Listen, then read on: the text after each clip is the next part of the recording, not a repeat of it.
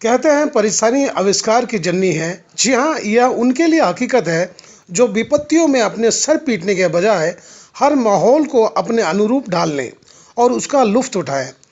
कहते हैं मुंबई कभी रुकती नहीं, हमेशा दौड़ती रहती है। पर आज परिस्थिति बिल्कुल भिन्न है। दौड़ती हुई जिंदगी थम सी गई है। पहले यह अखबारों की शोभा बढ़ाने वाली बातें हुआ करती थी कि कभी अपनों को, अपने परिवार को भी समय दिया करें, पर तब नहीं था। पर अब वक्त है। इसे आप कितने ढंग से मिले हुए वक्त का लुत्फ उठा रहे हैं, बस इसी बात का जायजा लिया गया कि आज आज़ाद परिंदे अपने पंख को किस तरह आराम दे रहे हैं और कैसे बीत रहा है उनका समय। हमने जब लोगों के घरों में झांका तो नज़ारा कुछ यूँ मिला कि मिले हुए वक्त को अपने परिवार के साथ गुनगुना कर, खुशियों के साथ समय व्यतीत कर रहे हैं। वहीं दूसरे मित्र के घर की चार दीवारी लांघ कर जब झांका गया तो उन्हें भी अपने वाद्य यंत्र के साथ खुश होकर जीते हुए देखा।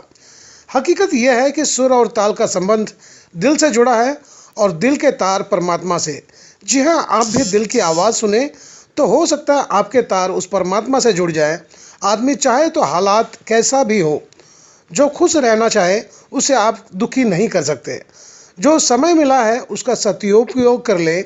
आप जब तक दुखों से कुछ सीखेंगे नहीं, तब तक दुख आपकी परछाई की तरह साथ लगी रहेगी।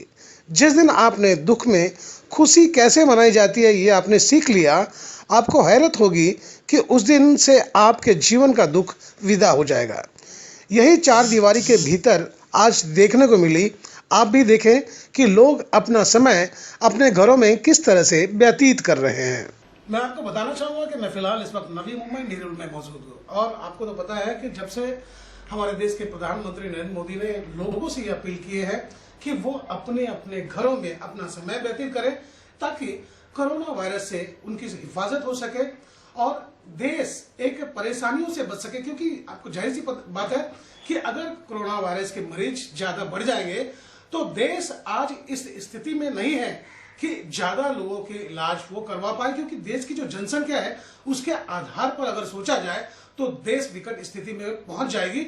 इसलिए प्रधानमंत्री नरेंद्र मोदी ने नागरिकों से यह अपील किए हैं कि वो अपने अपने घरों में सुरक्षित रहे और देश के लिए इससे बड़ा सेवा और कुछ नहीं होगा। मैं ऐसे ही एक व्यक्ति के घर में मौजूद हूं जो लगभग प्रधानमंत्री के कहे हुए बातों को पूरी तरह से फॉलो कर रहे हैं और वो अपने घरों से नहीं निकल रहे हैं। हम उनसे जानेंगे कि अपना समय व्यतीत करने के लिए किस तरह वो अपना समय गुजार रहे हैं। हमारी बात उनके सदस्य हैं, आप देख सकते हैं पूरा परिवार मौजूद है उनका, जो दिन भर अपना समय व्यतीत करने के लिए कभी गाकर कभी खेलकर इस तरह से अपना समय गुजार रहे हैं। और मैं तो देश के नागरिकों से यही कहना चाहूंगा कि वाकई अगर आपके दिलो दिमाग में भी इस तरह की भावना है कि कुछ देश की सेवा हो जाए तो आप भी इनकी तरह ही अपने घर पे अपने परिवार के साथ अपना समय व्यतीत करें। हमारे साथ हैं राजू वलेचा जी और उनकी फैमिली, जो घर पे आज के तारीख में वो क्या क्या कर रहे हैं वो आपसे मिलवाएंगे, उनसे बात करवाएंगे। तो चलिए देखते हैं राजू जी अपना समय कैसे व्यतीत करते हैं और उनके परिवार के लोगों का क्या कहना है कि वाकई 3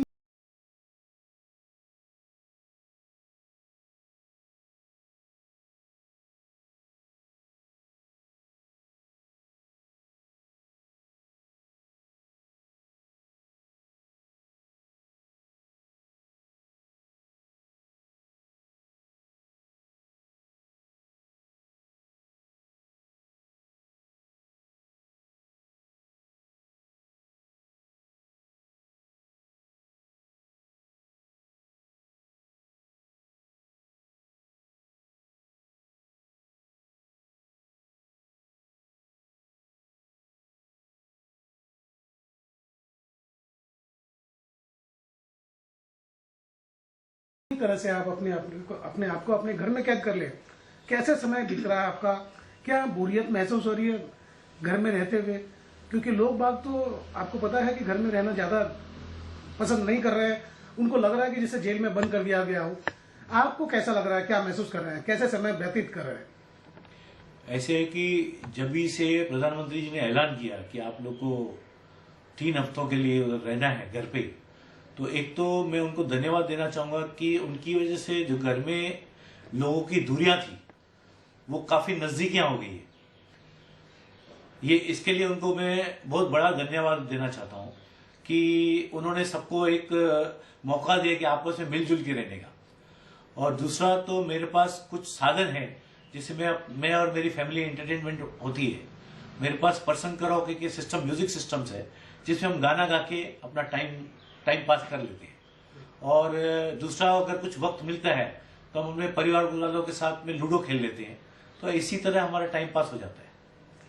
आपको लगता है कि जिस तरह से कोरोना वायरस का खौफ लोगों के दिलो दिमाग में भर गया है और हकीकत में लोगों को घरों से निकलना चाहिए या नहीं, क्या संदेश देना चाहेंगे लोगों को आप?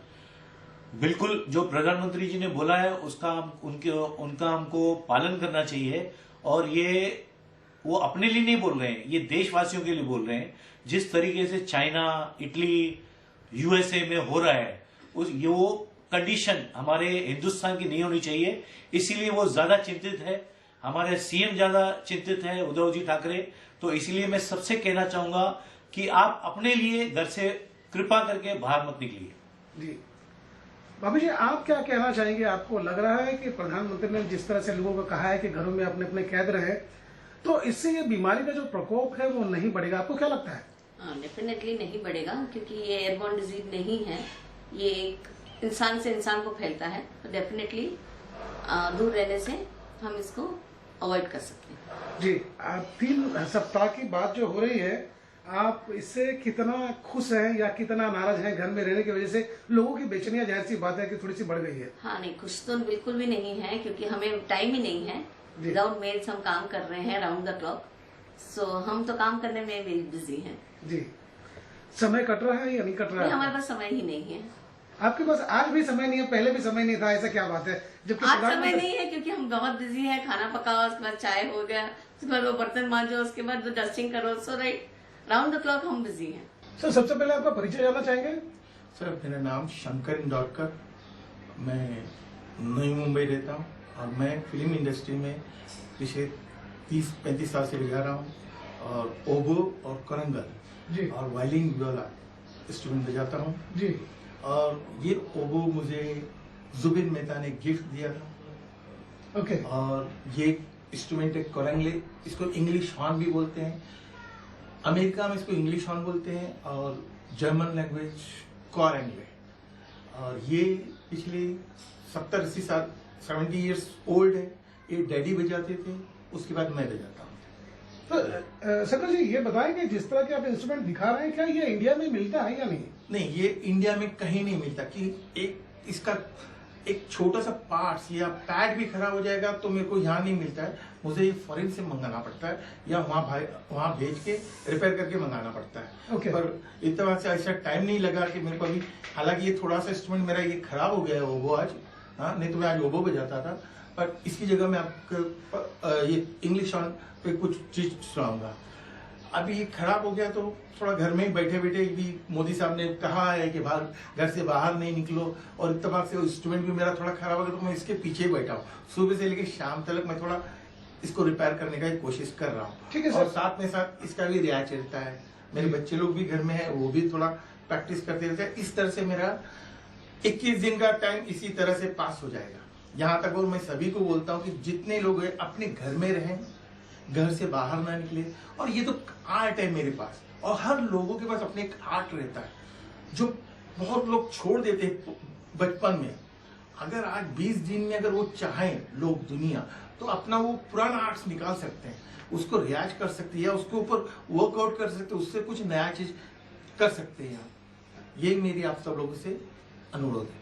सर, आपसे ये जानना चाहेंगे कि जिस तरह की जानकारी मिली है कि आपका नाम world record of Guinness book में दर्ज किया गया, तो आपने कौन सा ऐसा वाद्य यंत्र बजाया था जिसके उसमें मैंने वियोला बजाया था जी। जो भी फिलहाल तो वो है, उसमें मेरे कुछ फिल्म इंडस्ट्री के 10-12 साथी लोग थे, उनके साथ मिलके मैंने बजाया था।